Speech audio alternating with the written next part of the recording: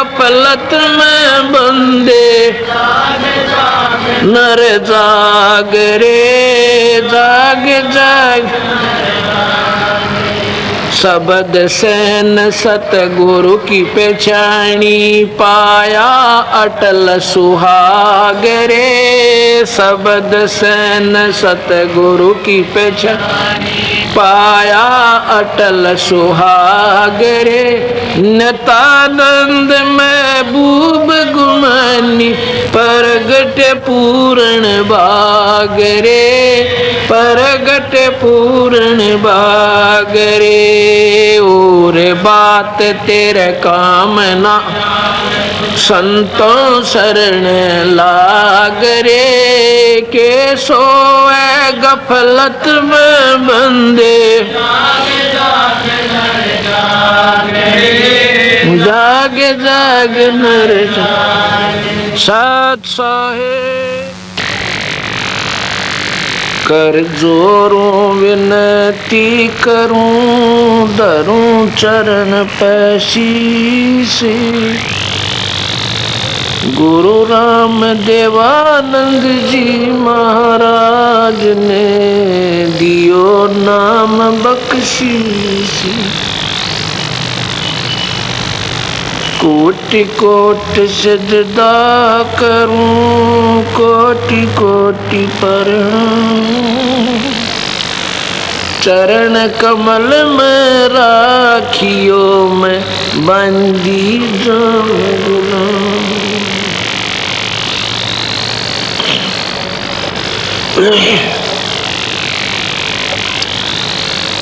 मानुष जन्म दुर्लभ है मिले न बारंबार।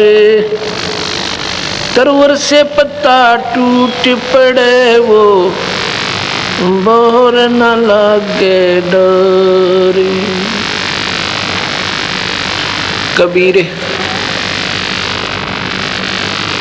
फागुन आवत देख के कबीर पतझड़ आवत देख के बन रोवे मन माही। ऊंची टेनी पात थे इब पीड़े हो जाए।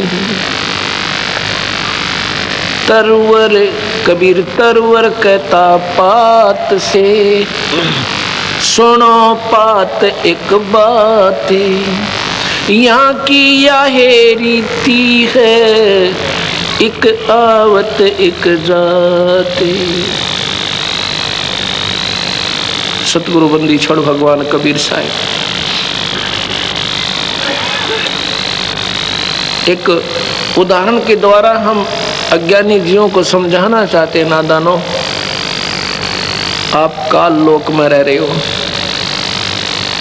प्रतिदिन ना जाने कितनी घटनाएं अखबार में पढ़ते हैं, पेपर में पढ़ते हैं, न्यूज़पेपर में, और कोई ना कोई रिश्तेदारी में अड़ोस पड़ोस में कहीं ना कहीं ऐसी घटनाएं हम तकरीबन सुन लेते हैं। और फिर भी हमें डर नहीं बनता कि हम बाकी जो बचे हुए हैं वो निश्चिंत रहते हैं। जैसे कोई व्यक्ति जरूरी काम बस और नाइट सर्विस में जाता है रात्रि के समय। नाइट सर्विस में वही व्यक्ति जाता है जिसने बहुत ज़रूरी कार्य हो और फिर वापस आके अपना और भी काम संभालना हो। ऐसी घटनाएं आपने सुनी होंगी कि बस एक्सीडेंट हो जाती है और वो व्यक्ति मर जाता है। अब यहाँ बाकी जो बचे हुए वो कभी भय नहीं मानते इस बात का। उस बेचारे ने क्या सोच रखा था कि मैं वापस नहीं आऊँगा। वो चला जब ना जाने कितनी हिसाब किताब लगा करके चला होगा। जैसे हम प्रतिदिन जाते हैं। जैसा कि आपने, क्योंकि जो ताज़ी घटनाएं होती हैं वो कुछ दिन याद रह जाती हैं। गुजरात में अनर्थ हुआ, सुना होगा। वहाँ पर कई हजार व्यक्ति और सारे ही 3-4 मिनट के अंदर उन्हीं मकानों के नीचे दब के अपने प्राणांत कर दिए। शरीरांत होगा, उनका देहांत हो गया। जिनको बनाने में 3 पीढ़ी लगी हो मनमाने। तो ये हमने यहाँ के खेल को समझ नहीं पाए हम। इसके बारे में कबीर भगवान कहते हैं कि तुम काल लोक में रह रहे हो और यहाँ ना जाने ये कब के बिजली गिर दे और के घटना घट जा। पीछे उड़ीसा में शाम के समय अपने प्रेम से सपरिवार सोए थे और सुबह लाश तिरती मिली। वहाँ पर शव तिर रहे थे। समुद्र ने उछाल लिया, साइक्लोन बना और तबाह कर दिया। इसके बारे में बंदी छोड़ कहते हैं, कबीर झूठे सुख को सुख कहे, मान रहा मन मोदे, ये सकल चबीना काल का, कुछ मुख में कुछ गोदे। ये सब काल आहार है, कुछ तो मुख में कुछ तो खा रहा है और बाकियों को खिला रहा है गोदी में। ये तेरा बेटा या तेरी बेटी, ये तेरी संतान, ये तेरी कोठी, ये कार, ये फैक्ट्री। और 1 सेकंड के बाद क्या देखता है? शमशान घाट के ऊपर। यहाँ सतगुरु महाराज कहते हैं झूठे सुख को सुख कहे, ये मान रहा मन मोद, ये सकल चबीना काल का। होए होए और कुछ मुख में कुछ गोद।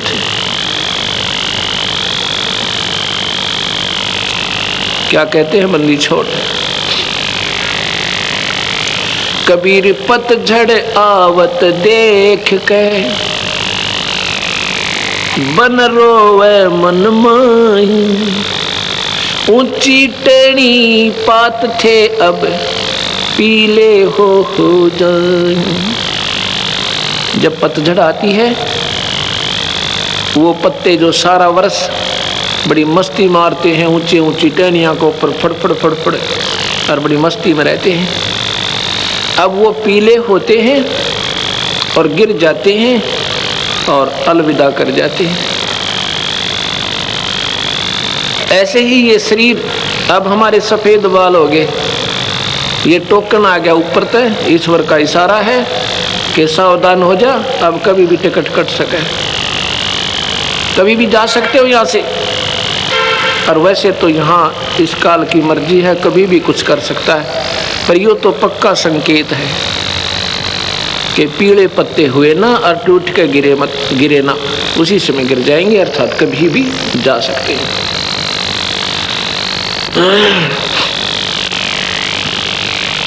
फिर कहते हैं तरवर कहता पात से, वृक्ष कहता है उस पत्ते पे कि चिंता ना करे भाई, तो टूटेगा, एक नई कोपल फूट आवेगी और वो फिर 1 साल फड़फड़ फड़फड़ वो कर लेगी, फिर वो नीचे जाएगा। तरवर कहता पात से, सुनो पात एक बात, यहाँ की यह रीति है, एक आवे एक जात है। तुम लोग ऐसे में रहते हो जहाँ पर कोई स्थिर नहीं, और सथाई लोग ने तुम छोड़ आए अपनी मूर्खता के कारण, अपनी अज्ञानता के वश उस सतलोक को छोड़कर आ गए, जहाँ पर हम मरते नहीं थे, जहाँ पर हमें कोई पीड़ा नहीं थी, ये 5 तत्व का खोल नहीं था हमारे ऊपर।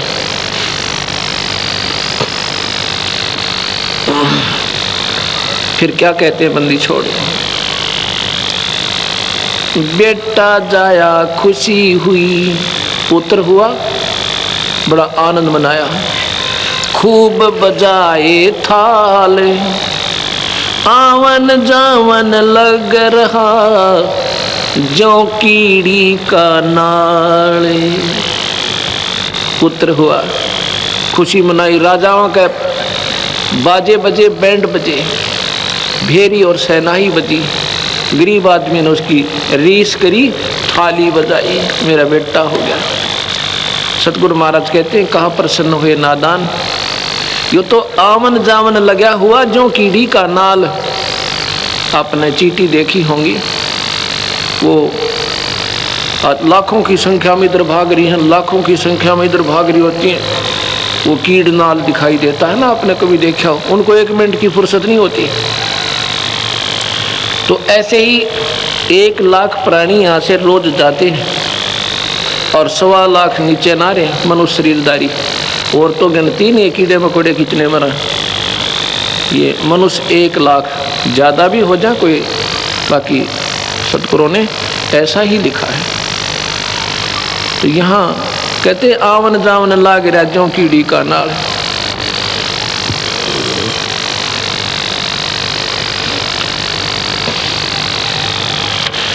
कबीर धरती करते एक पग और करते समुंदर फाले, आथा पर्वत तोलते उनको भी खा गया काले। ओए होए, देखो हनुमान कैसे पहाड़ ठाया न थे कृष्ण जैसे, इनको भी काल खा गया, यू बख्शे को ना।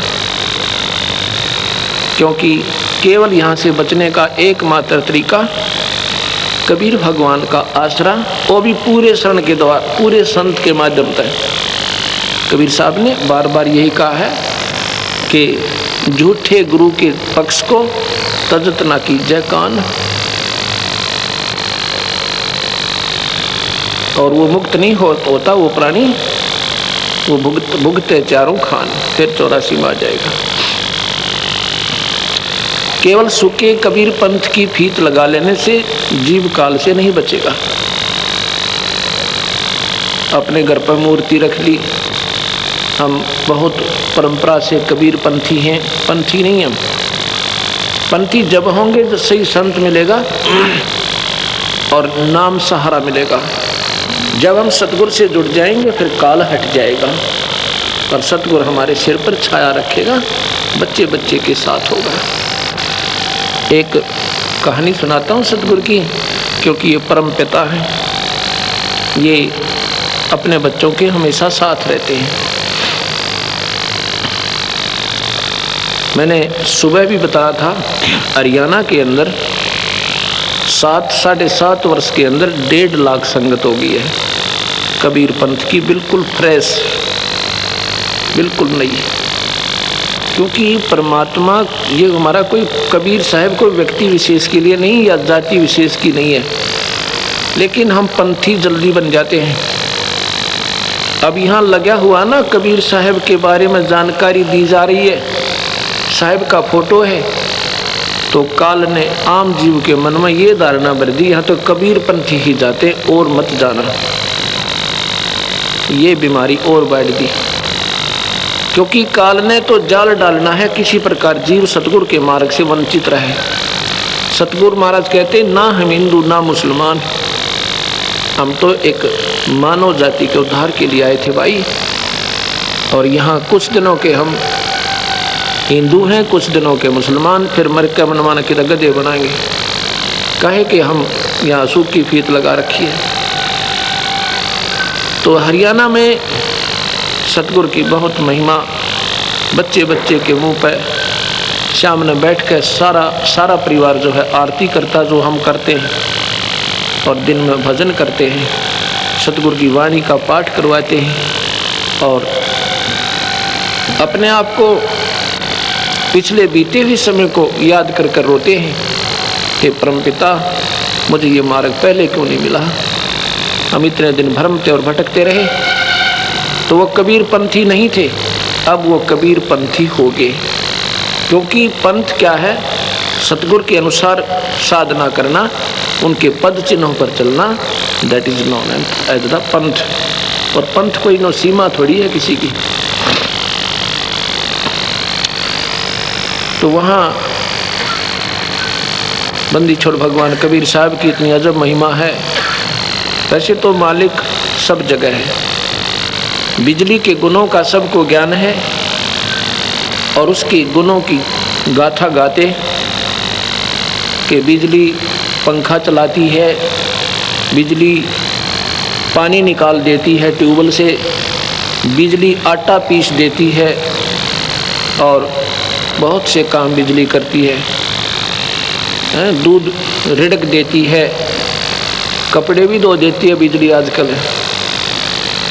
अब ये महिमा बना के उसकी बढ़िया बढ़िया लाइन, यानी कोई भजन बना ले, शब्द बना दे, श्लोक बना दे बिजली के, और फिर उसको गाना शुरू कर दे घर पे बैठकर, तो बहुत अच्छी है, तो बिजली पंखा चलाती है, बिजली ये करती है, बिजली वो करती है।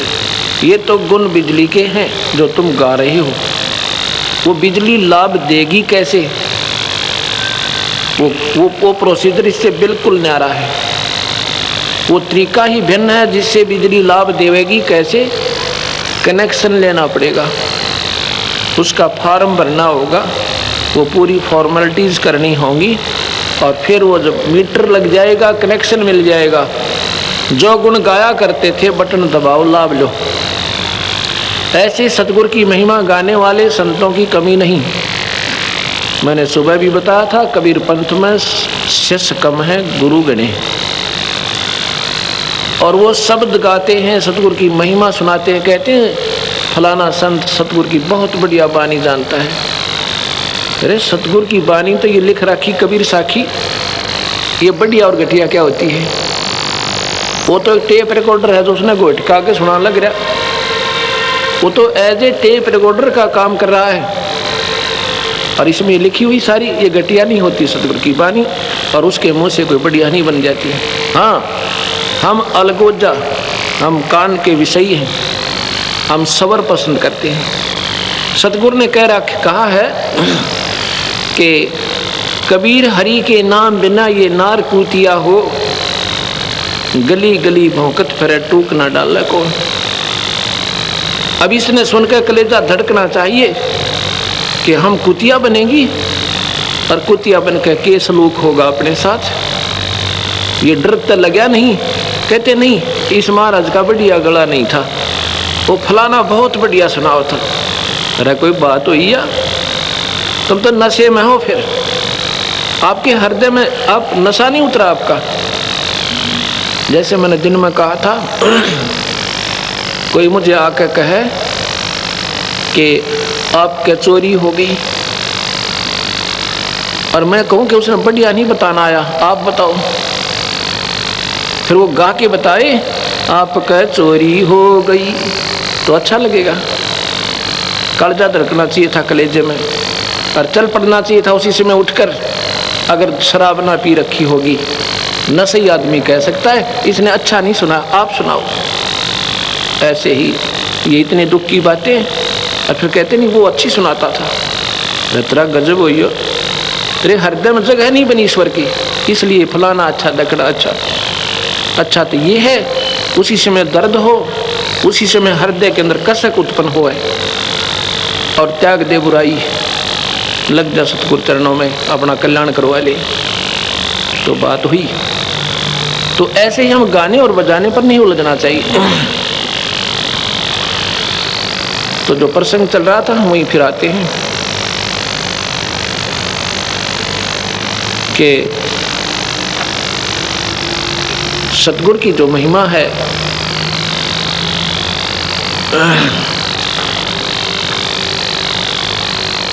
अब कनेक्शन ले ले और अपना फिर काम करे, उसका आप पे आप लाभ देगा दाता। तो देखो, विचार करना होगा।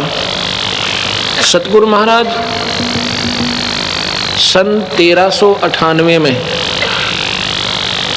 सन 1398 जून में, यानी जेठ मास, ज्येष्ठ उतरते की पूनम के दिन सुबह ब्रह्म मुहूर्त में 1455 विक्रमी संवत में सतगुरु आए थे।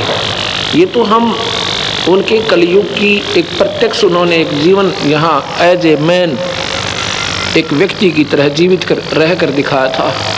वैसे तो वो अनंत कोटि ब्रह्मांड के मालिक हैं, जब चाहें आ जाते हैं, जब चाहें चले जाते हैं, और यहाँ भी रहते हैं। तो सतगुरु के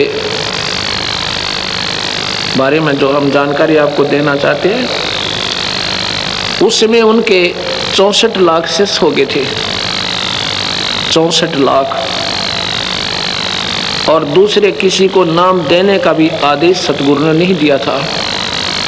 हालांकि कमाल जैसे और सर्वानंद जैसे विद्वान बन गए थे, सतगुरु की 4 बातें सीख कर अपनी अपनी डफले भी बजाने लग गए थे, पर सतगुरु ने उनको मना कर दिया था, नादानो अपना काम बनाओ, काहे के महंत पाको तुम गधे बनोगे काल में। उन्होंने किसी को नाम देने का आदेश नहीं दिया था, केवल धर्मदास को दिया था अपने जीवन काल में। क्या उन्होंने बहुत अच्छा किया था। ना सारे अंडी पाक जानते अपनी अपनी डफली, क्योंकि उनके जाने के बाद बन गई वही बात। फिर कुछ तो रोजी रोटी का धंधा ढूंढ लेते हैं। उन्होंने आत्म कल्याण से कोई मतलब नहीं होता। हमने चाहिए अपना कल्याण कराएं, अपना बेड़ा पार करें और अपना काम बना जाए।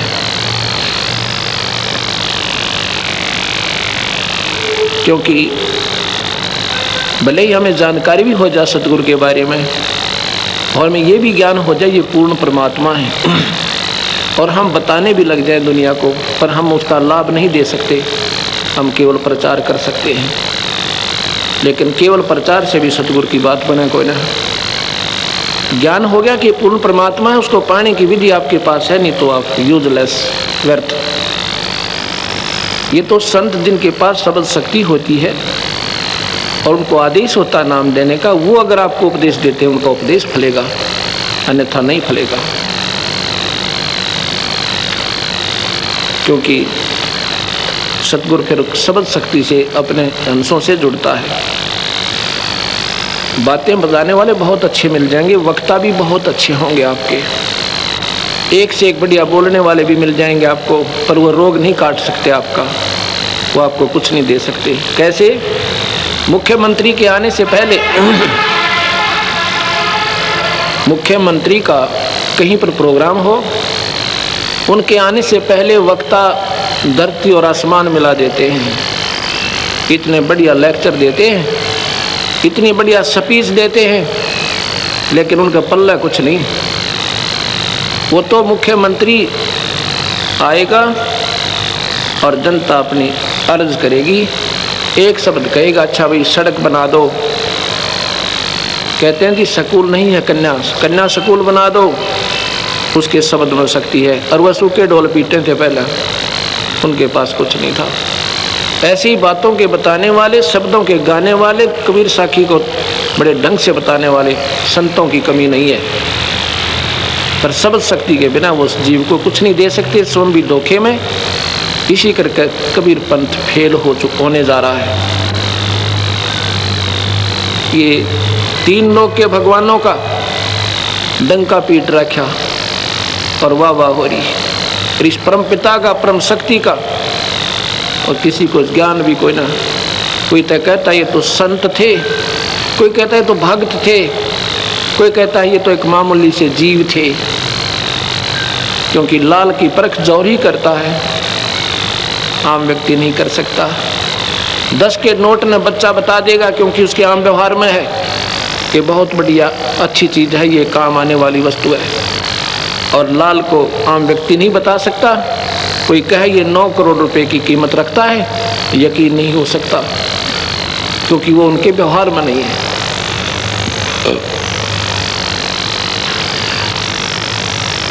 एक समय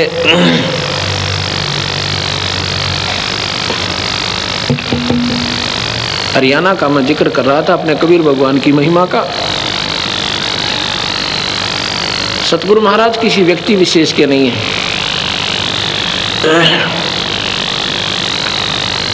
जींद जिला है हरियाणा के अंदर, एक जींद जिला,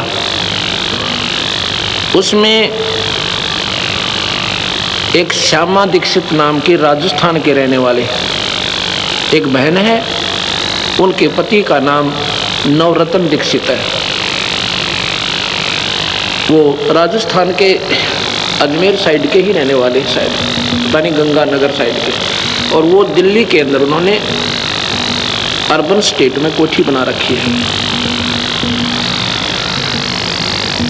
वो बहन श्यामा दीक्षित, उसने कहीं दूसरे संत से नाम भी ले रखा था। और एक हमारी शिष्या भगतमती शशि, वो सामने टी स्टॉल पर बैठी है, एक माई बहन जो टी स्टॉल ये बुक स्टॉल पर, जहाँ पर ये फोटो सतगुरु के स्वरूप बेचे जा रहे हैं, साथ में वो पुस्तकें देते हैं, कैसेट वगैरह, वो वहाँ सेवा कर रही है फ्री ऑफ, मतलब सेवा माई है। और ये हेड मिस्ट्रेस है हाई स्कूल की। कोई ने सोचा वो बावड़ी सी बैठी होगी, हेड मिस्ट्रेस एट प्रेजेंट है, छुट्टी लेकर आ जाती है सेवा में। और क्योंकि ये कहती है जी मैंने आपके मिलने से पूर्व मैंने कोई संत नहीं छोड़ा, मैंने कोई पंथ नहीं छोड़ा, जहाँ जहाँ मैं गई 20 साल से कंटिन्यूस ट्राई में थी, पर मुझे स्थान अब मिला, ये कहकर रोने लग जाती है। ये और वो श्यामा दीक्षित एक ही गुरु की शिष्या थी पहले। इसने जब ये मार्ग मिला सतगुरु का, कबीर भगवान की महिमा से परिचित हुई, पढ़ी लिखी इंटेलिजेंट थी, जल्दी बात को समझ गई, और फिर इसके अड़े हुए काम सतगुरु ने मिनटा में दूर किए। तो फिर ये बहुत प्रभावी हुई। इसने उस अपनी सहेली से कहा कि आप भी आ जाओ गुरुदेव के पास, आप नाम बदल लो। वो कहती है आपके गुरुदेव कहते हैं माता मत पूजो, हनुमान भी मत पूजो, व्रत भी मत रखो, कनागत सरहद भी मत निकालो। मैं नहीं ले सकती वो नाम। क्यों? क्योंकि मैं तो माता की बहुत तगड़ी पुजारन हूँ। मैं तो बचपन से माता के ऊपर इतनी आसक्त हूँ कि नवरात्रे करती हूँ, आठा का व्रत रखती हूँ, मैं माता को नहीं छोड़ सकती। एक दो सत्संग भी सुना, पर वो कर्महीनता के कारण सतगुरु से जुड़ी नहीं। लगभग 2 वर्ष हो जाते हैं। एक दिन वो वही श्यामा दीक्षित इसी शशि प्रभा के साथ हमारे पास जींद आश्रम में आती है, रोती है, आंखों से आंसू नहीं सूख रहे हैं, कहती है महाराज जी मुझे नाम दे दो। मैं कहने लगा भाई आप तो मैंने पहले भी देखा है, अक्सर देखा है, मैं अभागिन थी, मैं पापन थी, मैंने आपकी महिमा को समझी नहीं। फिर शशि ने बताया कि ऐसे ऐसी बात है जी, इसने सत्संग भी सुने थे, और ये कहती थी कि मैं माता को नहीं छोड़ सकती।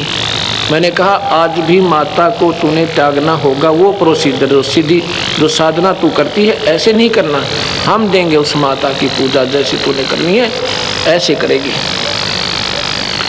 वो बोली जी त्याग दूंगी। मैंने कहा अब कैसे समझ आई आपके कि मेरा सत्यानाश हो गया? सत्यानाश कैसे होता है? जिसको घर पे कनक भी ना हो खाने के लिए, पड़ोसियों ने 2 बोरी गेहूं की डाली जब उनका आटे का काम चला पेट का, और उसकी कितनी संपत्ति थी। जींद मेन बाजार के अंदर एक गारमेंट्स की दुकान थी अपनी, जिसकी अपनी कीमत लगभग 10 लाख रुपए की, और 1 लाख रुपए का उसमें सामान भी होगा। गारमेंट्स का बहुत ज़्यादा मेन कीमती सामान होता है। एक 10 लाख रुपए का कारखाना लगा रखा था हैचरी का, 3 गाड़ियाँ थी। कहती आज हमारे पास साइकिल भी नहीं है और आटा भी दूसरों से खा रहे हैं। उसने कहानी बताई कि शशि ने मुझे बहुत कहा था तू आजा गुरुदेव की शरण में, पर मेरी बुद्धि भ्रष्ट हो रही थी। बचपन से ही संस्कार पड़े हुए थे, राम और कृष्ण की भक्ति और माता की पूजा, और गुरु जी भी बनाई रखे थे। और दूसरा मेरे ऊपर क्या असर हुआ कि एक दिन मैं अपनी कोठी से निकलकर शाम के 5 बजे, गर्मियों के दिन थे, ऐसे टहलने चल पड़ी। देखती हूँ एक बढ़िया सी कोठी में और माता जी का जागरण हो रहा है। उस जागरण की आवाज़ जो मैंने सुनी, माता की जय बोली जा रही थी, मेरा तो गीसा गल गया, इतना आनंद आया। और पहुँच गई कोठी में, पहली बार गई थी वहाँ। प्रतिदिन ही 5 बजे से 6 बजे तक सत्संग होता था, जागरण होता था माता का। देखी तो सैकड़ों बहन और भाई वहाँ पर विराजमान थे और बड़ा फोटो माता का, 8 भुजा वाली माता का रखा हुआ था, ज्योत जग रही थी। मैं जब बैठ गई, मुझे 5 मिनट बैठी न हुए, इतने भी माता के पास एक औरत ऐसे बेहोश पड़ी थी। उसमें से आवाज आई कि श्यामा दीक्षित, श्यामा आगे आ जा, श्यामा मेरे पास आ जा। मैंने सोचा कोई और श्यामा होगी, मैं तो आज प्रथम बार तो आई हूँ, मुझे कौन जानता होगा। नहीं उठी। 3-4 आवाज लगाई, एक व्यक्ति खड़ा हुआ, कोई श्यामा है बहन आगे आ जा, माता बुला रही है। तो मैं खड़ी हुई और श्यामा कोई थी नहीं, मैं वहाँ पहुँच गई। तो औरत बोलती है, उसमें माता बोल रही है, कहती तू मेरी 1 नंबर की भक्तनी है और 14 महीने मेरी अखंड जोत लगा दे, बुझने मत देना दिन रात, तेरी मौज मचा दूंगी। कहने लगी मैं तो और सोने पर सुहागा हो गया, बहुत खुश हुई। हे भगवान, इतने व्यक्तियों में माता ने मुझे ही चुना। घर में ब्योंत बढ़िया था, अगले दिन नहा धोकर अखंड जोत शुरू कर दी। 14 महीने में मेरा सत्यानाश हो गया, सर्वनाश। कोठी बिकी, वो दुकान बिकी, वो कारखाना बिक गया। 3 कार थी मारुति, तीनों वह बिक गई। और एक बच्चे की सजा होती, यानी उसको किसी झूठे सच्चे केस में कैद हो गए। वो मतलब उसकी जमानत भी नहीं हो पा रही थी। फिर मैंने कहा कि अब तू कैसे आ गई? कहती है माता दिखाई दी मुझे स्वप्न में, नहीं तो अब भी नहीं आती। क्या हुआ? उसने कहा कि श्यामा आपका नाम लेकर अगर जान बचाना चाहती है तो सतगुरु हंस के पास पहुंच जा, और तेरे मेरे बस की बात नहीं तेरे इस दुख ने निवारण करने की।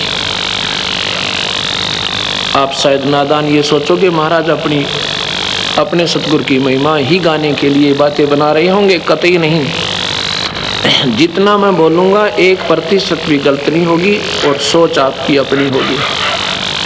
क्योंकि मैंने क्या हो सकता है बेमतलब के फिजूल में थूक बिलोवन की, कोई लोभ नहीं, कोई लालच नहीं आपसे, कोई न सोचे स्वार्थवश संत और ऐसे ही डींग पेल रहे होंगे। नहीं, आज तक किसी से ये नहीं कहा है कि 10 रुपये दान दे दे या पर्ची काट दे, और कई लाखों के समागम हो चुके हैं।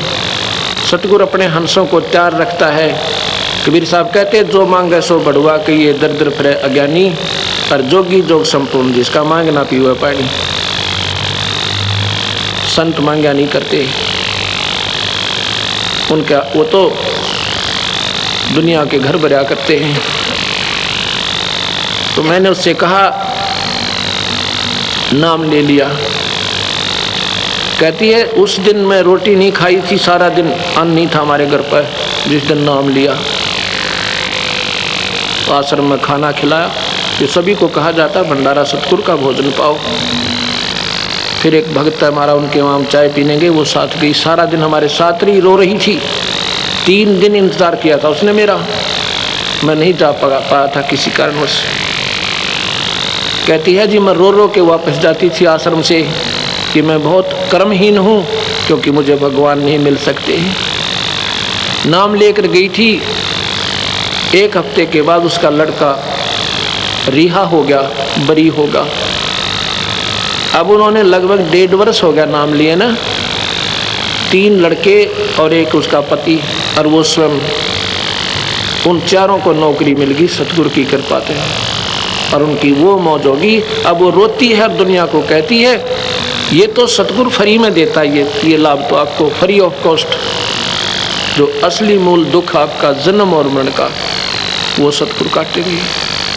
जग सारा रोगिया रे, जिन सतगुरु वैद न जाना। जग सारा रोगिया, जग सारा रोगिया रे, जिन सतगुरु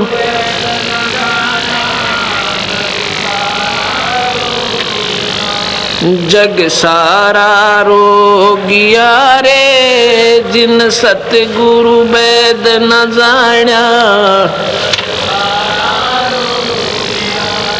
जन्म मरण का रोग लग्या है, तृष्णा बडरी खांसी।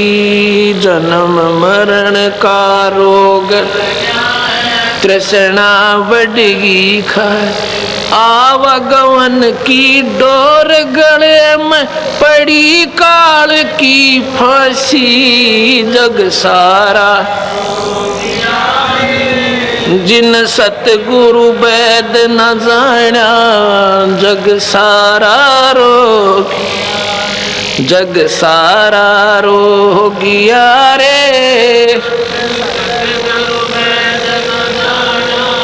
जग सारा रोगिया। साचा सतगुरु कोई न पूज, झूठे जगपतियासी। साचा सतगुरु कोई न पूज, झूठे जगपतियासी। अंधे की बागही अंधे न मार्ग कौन बतासी। जग सारा रो, अरे जिन सतगुरु वेद न जाण्या। जग सारा रोगिया रे,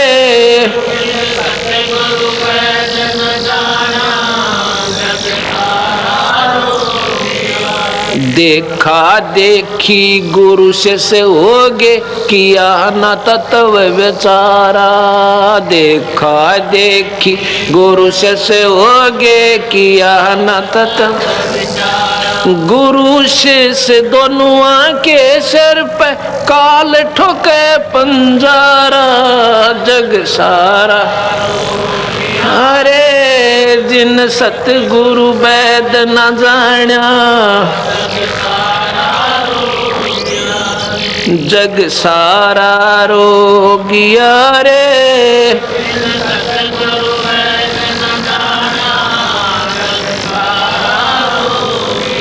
सार शब्द सर जीवन बूटी, गस गस अंग लगावे। सार शब्द सर जीवन, गस गस अंग लगा। कहे कबीर तुम सतकर मानो, जन्म मरण मिट जावे। जग सारा रो रे, जिन सतगुरु वेद न जाण्या। यारे जग सारा रोगिया रे, जिन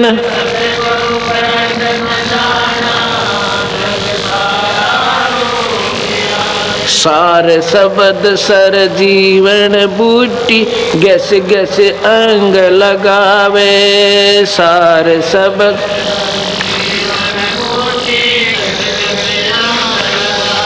कहे कबीर तुम सतकर मानो, जन्म मरण मिट जावे। जग सारा जिन सतगुरु,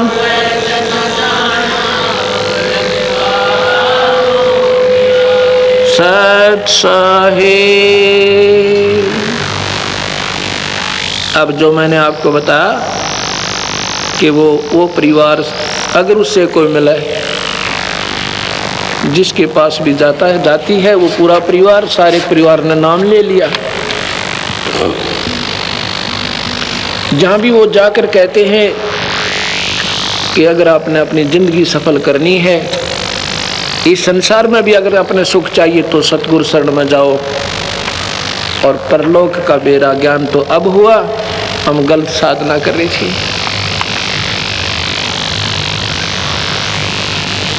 अब एक और बताता हूँ। सतगुरु महाराज किसी एक व्यक्ति विशेष के नहीं हैं, वो पूर्ण परमात्मा हैं, उनके सब बच्चे हैं।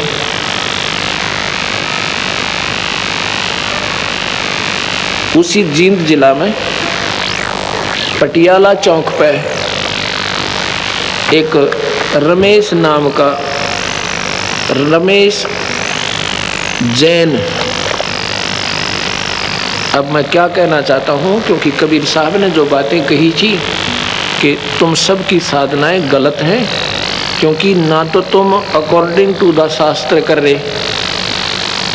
गीता में लिख रखा है भाई कि देवी देवता मत पूजो, और ना पितर पूजो ना देवता पूजो, ये तुम्हें कुछ नहीं दे सकते, नरक दे सकते हैं। परमात्मा का भजन करो। लेकिन हमारे समाज में ये गीता के प्रचारक कहलाने वालों ने भी ये बात समाज को ना बताई। अगर ये बताई होती तो कौन श्राद्ध निकाला है और कौन पितर पूजे, क्योंकि लिखा है गीता के 9वें अध्याय के 25वें श्लोक में, भूत पूजने वाले भूत बनेंगे। अब सभी भूत पूज रहे हैं। वो हमारे पूर्वज भूत पूजते थे, वह भूत बन गए, अब उनको हम पूज रहे हैं, हम भी भूत बन जाते थे। कबीर साहब की शरण में ना आते थे। और देवी देवता पूजने वाले देवी देवताओं के वहाँ नौकर लगेंगे स्वर्ग में, उनके बच्चे खिला करेंगे, उनके पैरे पपड़े रहा करेंगे हैं, और उसके बाद गधे बन जाएंगे, देवता भी और उनके वह सेवक भी। इसलिए भगवान भजो भाई, पर किसी के समझ में ना आई। लिखा है गीता जी में कि शास्त्र के विरुद्ध साधना करने वाले प्राणी कभी ना तो इस लोक में सुखी हो सकते ना परलोक में। और हमारे समाज में सारी शास्त्रों के विरुद्ध साधना दे रखी है। अगर निरंजनताई का लाभ भी अगर ढंग से चाहिए तो भी अकॉर्डिंग टू द शास्त्र, और गुरु बनावे पूर्ण संत ने। तो देखा देखी गुरु शिष्य बने, काम नहीं चला भाई, नाराज ना होइयो, क्योंकि सच्चाई कड़वी होया करे, अवश्य होती है, पर कड़वी होती है ना। गोरखनाथ जी भी अंडी पाक रहे थे, न सोचते थे तेरे जैसा आज के दिन में कोई महात्मा नहीं है जो मुर्दे ताई जिंदा कर दे, सोने का पहाड़ बना दिया। फिर भक्ति में कमी भी कुकुर सोचे, पर जब पूर्ण परमात्मा का ज्ञान हुआ, दोनों कान पकड़ लिए, हम तो कुछ भी नहीं थे मालिक आपके सामने। तो ऐसे जो महापुरुष होते हैं वो अपना जीवन बदल लेते हैं, या मान बढ़ाई तो काम चल रहा है कोई नहीं।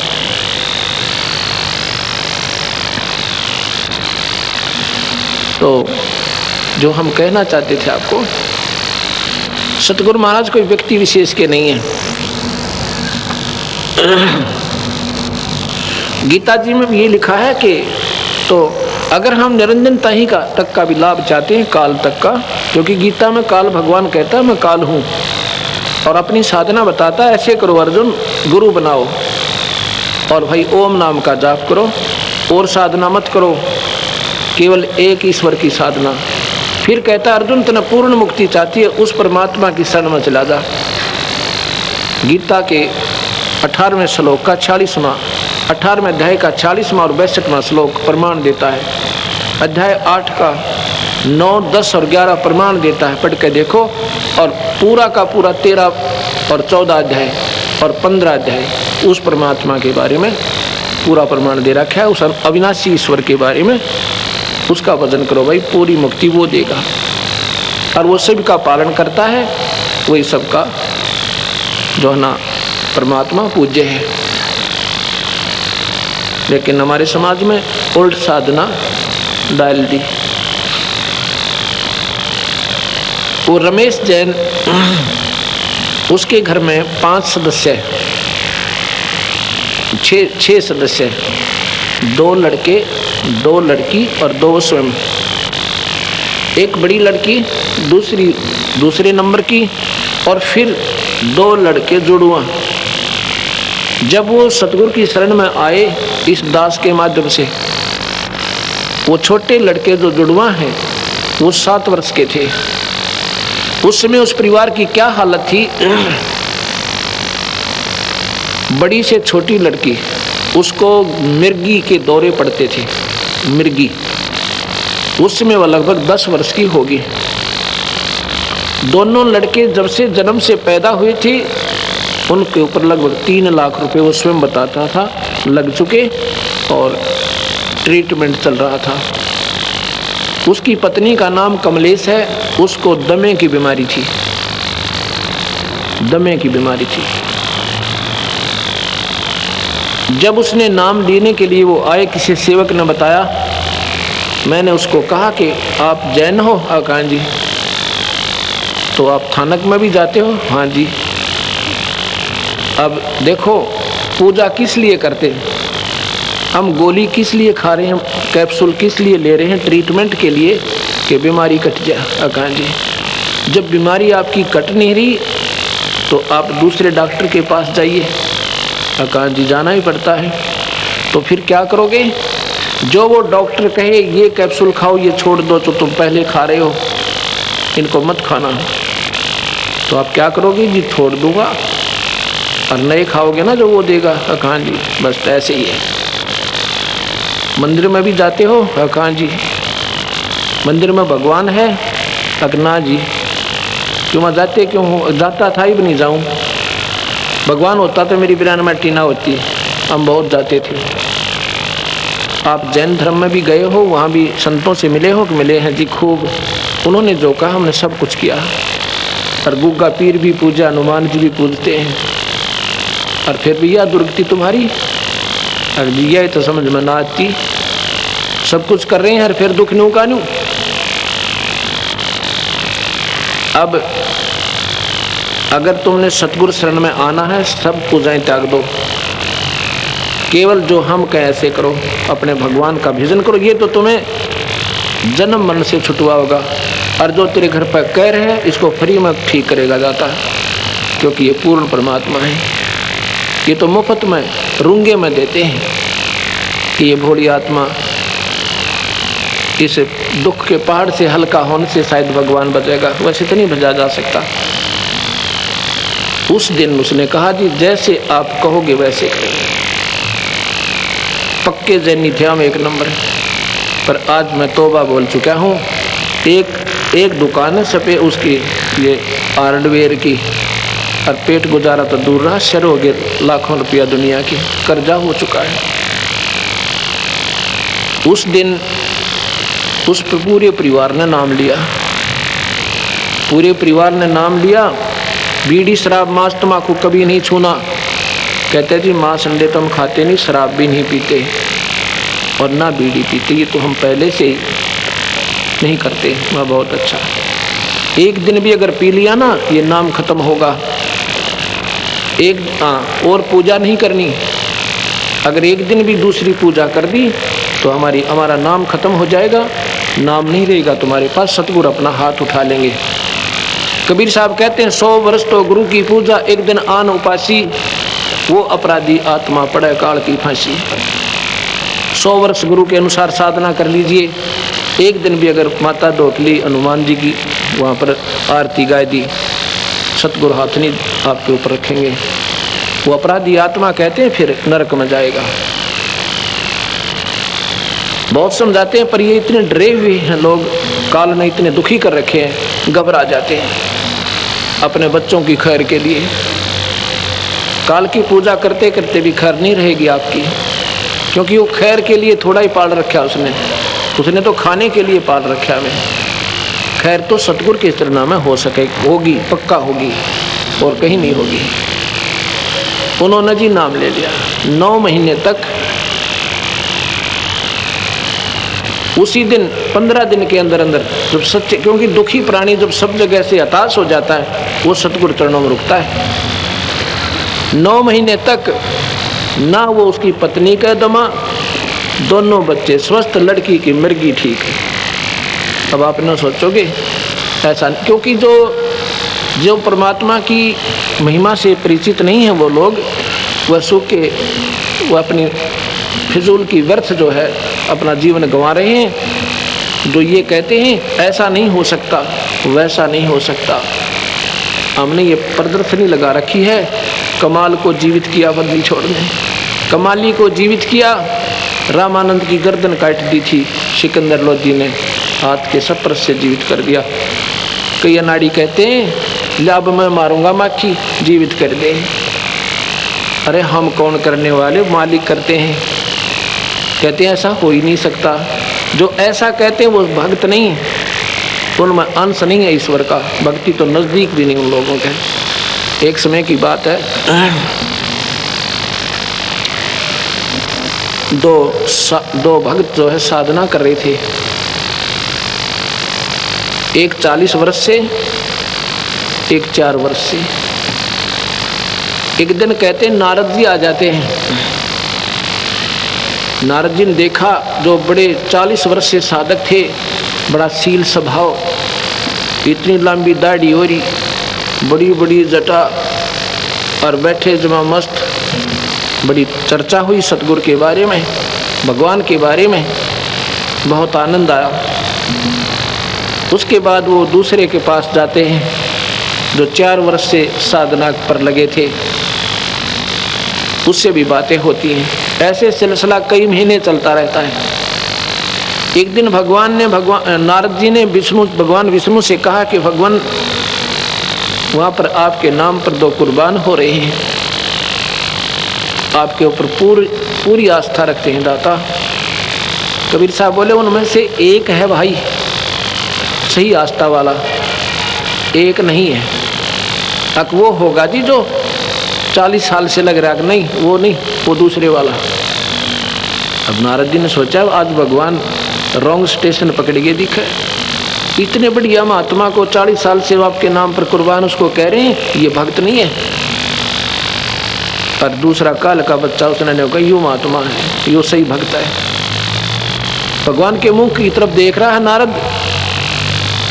तो भगवान विष्णु कहते हैं क्यों नारद, क्या बात है, मेरी बात पर यकीन नहीं हुआ? अगर नहीं ऐसी बात नहीं ऐसी बात नहीं भगवान, पर मेरी बुद्धि काम नहीं कर रही, सही बताऊँ आपने। क्यों? वो तो जी बहुत अच्छा, ओहो आपके तो गुण गाता नहीं छिकता। अच्छा तो ऐसे कर, किस टाइम जाता है तो उनके पास? अगर जी रोज जाता हूँ मैं, तो उनकी चर्चा सुनता हूँ, आप उनके मुंह से आपकी बातें गदगद हो जाता हूँ। किस टाइम जाता है? सुबह 10 बजे। आज तो 2 बजे जाना, कल तो 2 बजे जाना। अच्छा, और वो देरी का कारण पूछें तो ऐसे ऐसे बताना, फिर वो क्या प्रतिक्रिया करें वो मुझे बताना। अच्छा जी। नारद जी 2 बजे पहुँचे। पहले गए उस पुराने महात्मा दौरे जो 40 साल से बैठा था।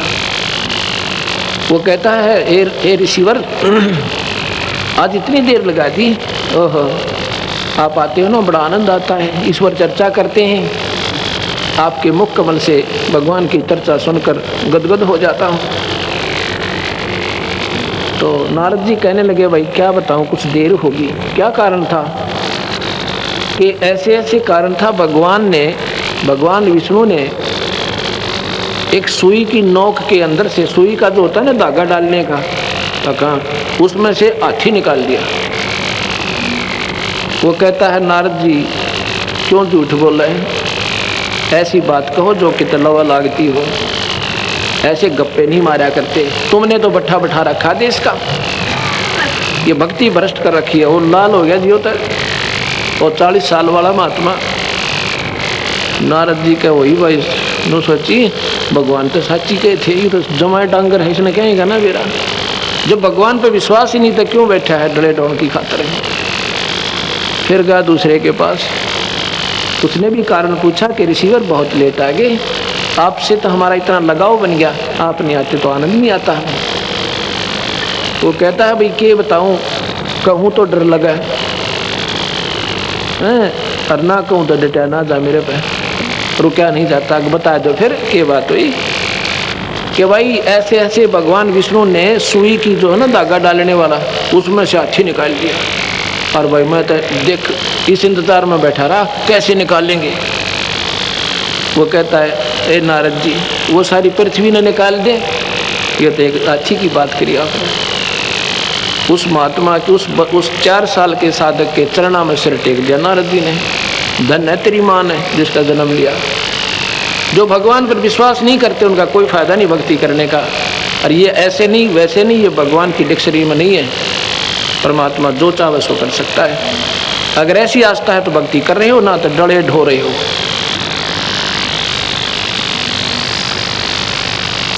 तो जो प्रसंग आता है वहीं आता हूँ मैं।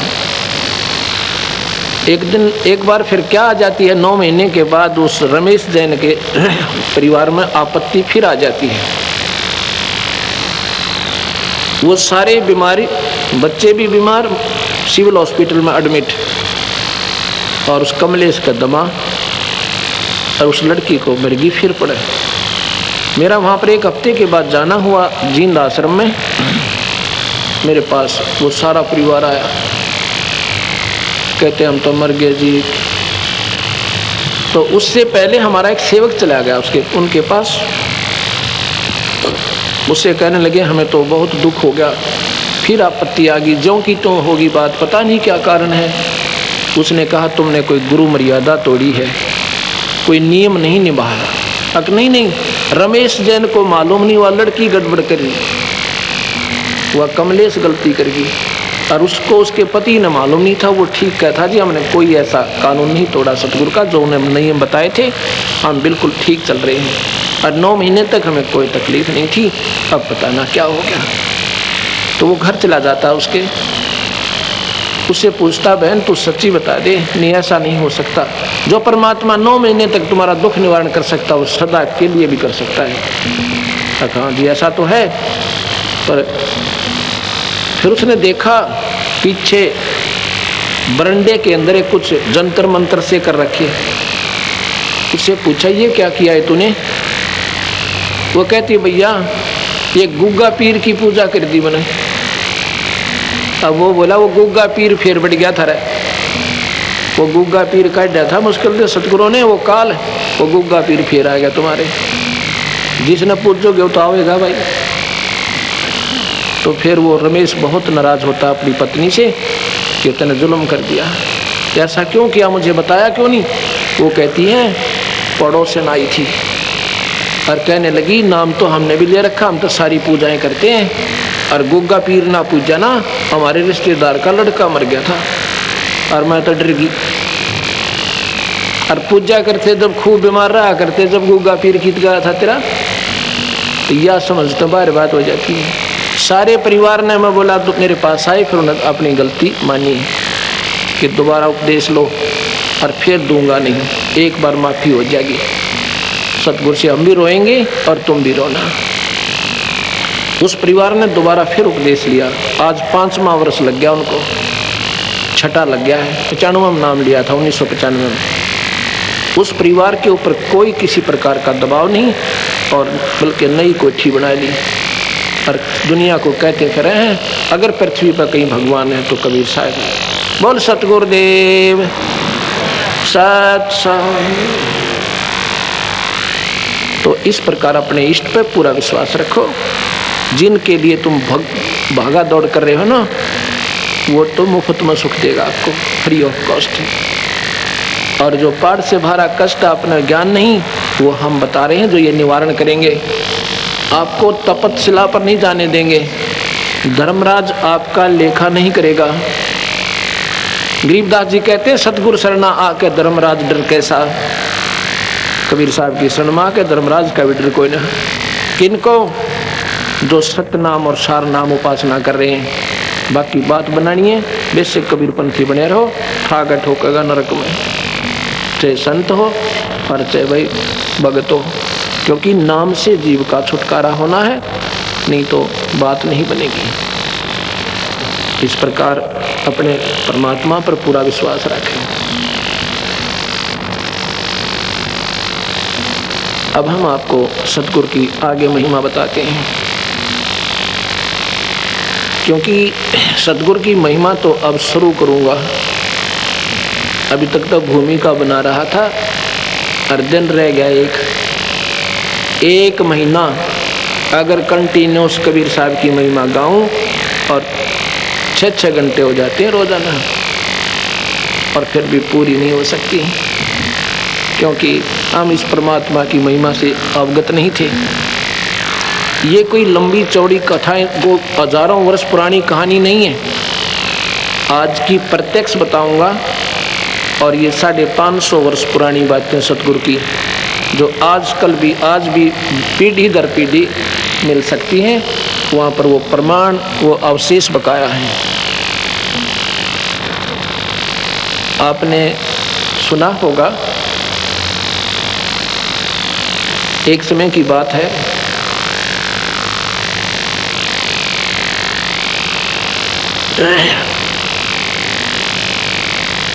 वीर देव सिंह बघेल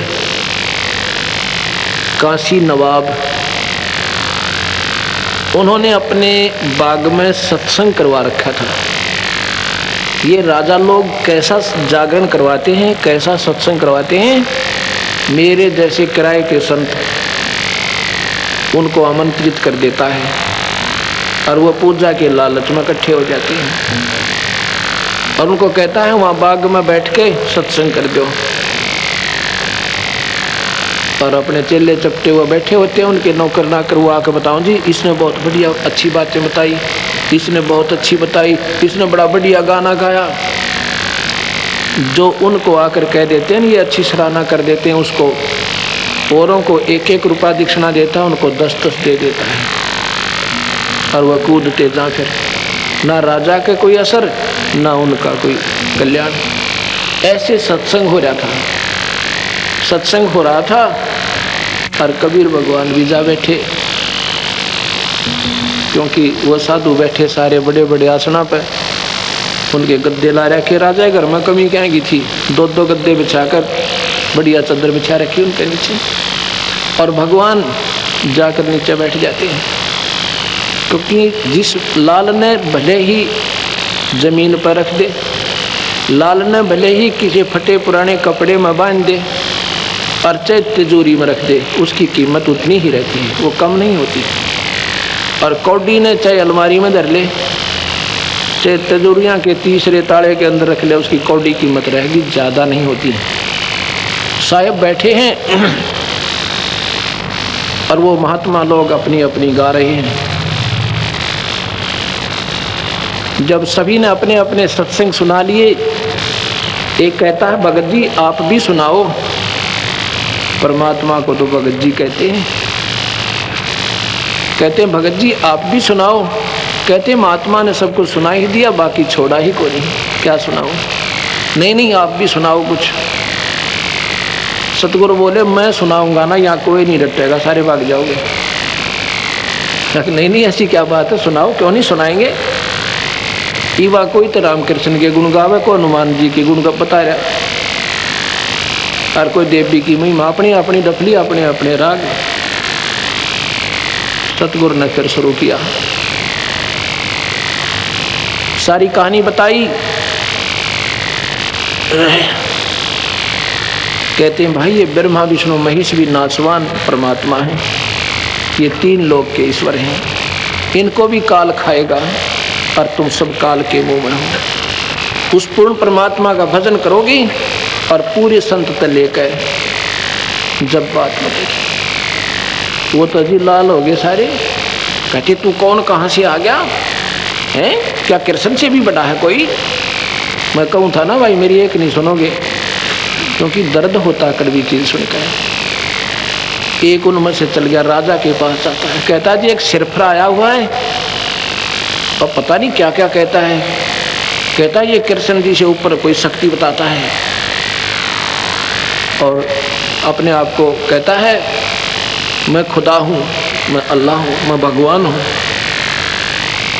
और जी वो तो बहुत गलत बोलता है, और गलत के बोला हुआ नो की नो बता रहे थे सतगुरु, पर वह सच्चाई कड़वी होती है। राजा ने कहा कि उसको लाओ बुला के यहाँ पे। एक छड़ीदार गया, सिपाही, उसने कहा कि चलो तुझे राजा बुला रहा है, क्या डींग मार रहा था तू यार। सतगुरु कहते हैं भाई राजा को अगर गरज है ना यहीं आ जाएगा, आपा नहीं जाते। उन्हें जाकर दी नमक मिर्च लगा के कहा कि क्या जानूं तेरे जैसे राजा 300 फिरते हैं, वो तो बहुत अहंकारी है, वो तो आपको भी कुछ नहीं मानता। राजा वीर सिंह देव बघेल उसके 16 दिन आते हैं, उसके भाग जगाने गए थे मालिक वहाँ पे। उनको तो लगना नहीं था कि वो तो सारे अंडी पाक रहे थे महात्मा थे, उन्होंने तो मानना नहीं था, पर वो जरूर सुन दिया। वो वीर सिंह गया वहाँ पे। वीर सिंह जब नजदीक आया ऐसे क्रोधित होकर, सतगुरु का आसन 1.25 हाथ ऊपर था जमीन से, उसी को दिखाई दे रहे थे ऐसे जमीन से ऊपर, और तो नीचे बैठे, वो जमीन से इतना ऊंचा सथाई मालिक।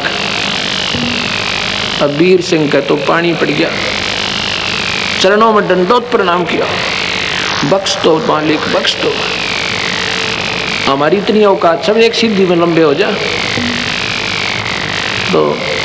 और देखें ये तो कति गर्म होकर चले थे वहां से, क्या हो गया राजा को। वो सतगुरु ने आसन पर स्थित हो जाते हैं नीचे जमीन पर, कहते हैं मालिक क्या बात थी, मुझे भी सुना दो। आया था बकवाद करने, फिर कहता मुझे भी बता दो, कोई ऐसी शक्ति है। सतगुरु कहते हैं मैं को पागल थोड़ा ही हूँ, जो मैं वैसे ही थोड़ा ही कह रहा था राजा। उन्होंने ये सारी सृष्टि रचना सुनाई। राजा ने प्यार तो सुनी, क्यों भगवान बैठे दिखे उसने सामने। पूरी सुनकर कहता भगवान एक समस्या और आई, क्या कि मैंने गुरु बना रखा है। कहाँ है, कौन है तेरा गुरुदेव? कि मेरे गुरुदेव जी फलाना राम तपस्वी काशी हैं वो, आप उनसे पूछो जाके कि जो मैंने बातें बताई हैं क्या ये गलत है। सतगुरु को तो जानी जान थे, मालूम था। कहने कि उनसे अभी नहीं पूछ सकते। क्यों? वो तो गुफा में बैठे हैं। गुफा में बैठे हैं, क्या मौन धारण कर रखा है जी उन्होंने, बोलेंगे नहीं। अब नहीं, कितने दिन? 3 वर्ष तक। 3 वर्ष में चेला मरा 3 बजे, और गुरु जी बोल रहा कोई ना। एक बात बता भाई वीर सिंह जी, जैसे तेरे गुरुजी साधना कर रहे हैं, क्या तू कर सकता है ऐसे? गुफा में बैठ के बाल बच्चे छोड़ के और मौन रह कर तपस्या, यानी बिल्कुल खाना पीना भी त्याग दे। कहते जी वो तो उपवास भी रखते हैं, केवल फलवाहार कर रहे हैं। आप कर सकते हो वहाँ जाकर ऐसी तपस्या? ना जी हम पे कहाँ छूटे, ये परिवार, ये घर बार, राजकाज। तो तेरे गुरुदेव पार होएंगे मौन रख कर, फलो आहार करके। उनकी साधना तो यही है, क्योंकि वो स्वयं भी कर रहे हैं, तो अनुयायियों ने भी ऐसे ही करनी चाहिए, तभी तो बात बनेगी। या कैसे और बन सकती है? अब वो समझदार तो थे ही। अब देखो सतगुरु ने कितनी गजब, कितनी अच्छी लीला की है। कहते हैं गृहस्थी पार नहीं हो सकते, फिर गृहस्थी क्यों डले डो भाई? जब पार ही नहीं हो सकते फिर क्यों भक्ति करते फिरें? ये तो हमारा अंधेरा हटाने के लिए सतगुरु आए थे कि घर में रहकर अपना काम करके बच्चों की परवरिश करते हुए आप पार हो सकते हो। केवल एक नाम आश्रय और पूरे संत का नाम ले लो। तो जी हम तो ऐसे नहीं कर सकते, फिर आप उसकी उस संत से चाहते क्या हो? जब वो स्वयं ही साधक है, वो साधना कर रहा है, इनकम्प्लीट है वो। अरे जो साधना वो कर रहा तुम नहीं कर सकते कि नहीं जी, फिर तुम तो फेल। कहा जी कति पक्के फेल। फिर अब तू सोच भाई, अगर वो नाम तुम्हें दे भी रखा 3 लोक का जन्म और मरण और 84 का, भाई ये गीता पढ़ कर देखो, उसमें कह रखा अर्जुन तेरे मेरे असंख्यों जन्म हो लिए। और ये भी नहीं है कि हम आगे ना होंगे और पहले नहीं थे, अर्थात जन्म मरण मिटा नहीं। और सतगुरु कहते मैं 1 मिनट में मिटूं भाई जन्म मरण को, मेरी शरण में आ जा, कभी जन्म नहीं होगा, सतलोक ले चलूंगा। और पूरा नाम जप विधिवत रहे, मेरी साधना कर। तो वीर सिंह जियों ने चरण पकड़ कर और नाम ले लिया, भाग जग गए उनके। अब नाम ले लिया, सतगुरु ने प्रथम स्टेज का नाम दिया। 3 स्थिति में सतगुरु नाम को पूरा करते थे। पहली स्थिति है पहली का कायदा नर्सरी, जो 3 लोक की भक्ति है ना, सही श्रेष्ठ अकॉर्डिंग टू द शास्त्रों के अनुकूल वो कराई जाती है। क्योंकि 3 लोक के साधकों ने, संतों ने यह भी पूरी नहीं करवा रखी आपकी पढ़ाई। उसके बाद सतनाम देते थे सतगुरु, ये भी देख लेते थे ये कितना रुकेगा तेरे आपके वचनों पे। उसके बाद सतनाम दिया करते थे। जो मैं आपको पहला नाम देता हूँ ये हमारा मूल मंत्र नहीं है, ये तो फर्स्ट एड है। उसके बाद सतनाम दूंगा। दोबारा जब यहाँ कभी सतगुरु की कृपा होगी आएंगे, ये 4 महीने आपने ये अवश्य जाप करना होगा। उसके बाद आपको दूसरा सतनाम दिया जाएगा। सतनाम के बाद फिर सारनाम दिया जाता है जब ये जीव मुक्त होगा। अब यहाँ कई बातें होती हैं। कबीर साहब धर्मदास को सीधे मिले थे, उनको नाम भी दिया था और आगे नाम देने के लिए आदेश भी दिया था। उन्होंने क्या नाम दिया था उनको, ये पूरा प्रमाण है। और साथ में ये कहा था कि जिसके पास सार शब्द नहीं है धिक्कार है उसका जीवन। सतनाम तो है ही, लेकिन जिसके पास सार शब्द नहीं है उसका जीवन व्यर्थ है, वो साधक पार नहीं हो सकता। अब यही तो समस्या है कि ना तो हम सतगुरु के शास्त्र से परिचित, किसी ने कान पकड़ रखा, किसी ने टांग पकड़ रखी है। एक समय कहते हैं 5 अंधे थे, वो कहने लगे भाई हमने कोई हाथी दिखा दे। एक कहने लगा हाथी दिखा दे। भाई तुम देखोगे कैसे कि हम अपने हाथों से काम ले लेते हैं आँखों का। वो कहने लगे अच्छा भाई हाथी तो हम दिखा देंगे। ऐसे कोई गांव में आ रहा था, ऐसे रोटी मांगनी है हाथी के साथ, उसको कह दिया भाई 2 मिनट हट जाए ना हाथी दिखा दे। वो चारों तरफ वो अंधे छोड़ दिया, हाथी गए अपनी अपनी अनुभूति करने लगे, अपना अपना एक्सपीरियंस उन्होंने देखा कि एक ने तो पैर मिल गए, उन पैरों को नीचे से ऊपर तक खूब अच्छी तरह निरीक्षण करता है। एक का काना का हाथ लग गया, वो कानों के ऊपर से खूब अच्छी तरह उनको देख रहा है कि पूछे तो बता दूंगा कैसा होता अच्छी। एक पूछड़ को, एक सूंड को और एक पेट पर का हाथ फेरा। 5 आगे देख कर रास्ते में पूछा कहाँ गए थे सूरदास, कि हाथी देख कर आए हैं भाई। तुमने हाथी देखा कैसे भाई? अगर देखा क्यों, हम बता दे पूरा पूरा। अगर बता होता है, एक कहता है हाथी होता है थंब जैसा, खंबा नहीं होता, क्योंकि उसने पैरों का निरीक्षण कर रखा था। वो कहता है हाथी थंब जैसा होता है, पिलर अनप्लस्टर्ड पिलर हो है ना, जो बोला ऐसा होता है। एक बोला ये झूठ बोलता है, हाथी होता है पाइप के सा, वो सूंड पर के हाथ फेर रहा था। तीसरा कहता नहीं हाथी होता सूप जैसा, सूप माने छाछ, वो कानों के ऊपर से पूरी निरीक्षण कर रहा था। चौथा कहता है ये तीनों झूठ बोल रहे हैं। हाथी होता है पटे जैसा, वो पूछड़ पकड़ रहा था, पूछ के दूम पर क्या हाथ फेर रखा था, एक्सपीरियंस कर रखा था। तीसरा कहता नहीं हाथी होता है दीवार जैसा, कच्ची बीत हो ना, प्लास्टर मड प्लास्टर कर रखा हो, मिट्टी की लिपाई कर रखी हो, वो पेट पर का हाथ फेर रहा था। वो 5 लड़े आपस में। तो उस आँखें वाले ने बताया भाई, आँखों वाले ने कहा ये तो these are the parts of the elephant, ये तो हाथी के हिस्से हैं जिन्हें तुम हाथी मान रहे हो। इन सब को मिला के हाथी, और वो जो उसकी सही स्थान वो तुमने देखा ना, जो कमर पर